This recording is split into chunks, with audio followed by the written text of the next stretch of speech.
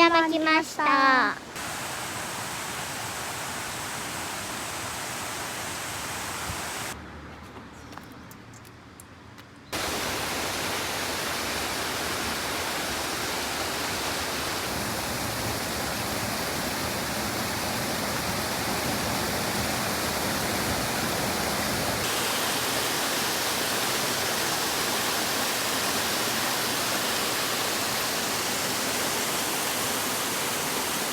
豆腐買いました。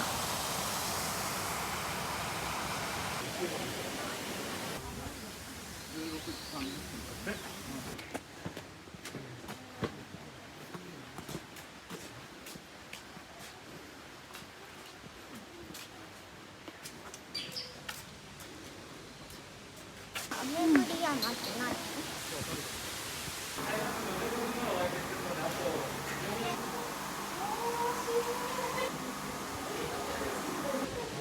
皆さんこっち向いて。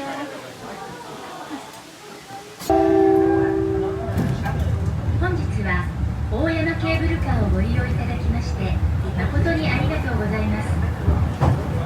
お客様にお願いいたします。ケーブルカーは事故防止のため急停車することがありますので、お立ちのお客様はお近くの手すりにお気をつけください。また窓から手や顔を出されますと危険ですのでおやめください。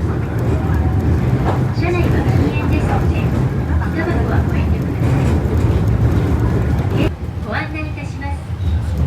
昭和40年3月に指定された丹沢大山国定公園の大山は標高1252メートルのピラミッド型の美しい山容を見せております。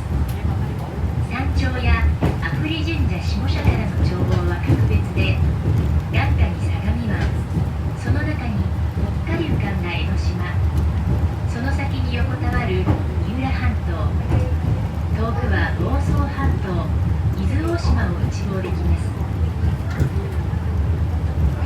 まもなく中間の大山寺駅に到着をいたします。お出口は大山寺へおいでのお客様はこちらでお降りください。阿夫利神社方面へおいでのお客様は終点までご乗車ください。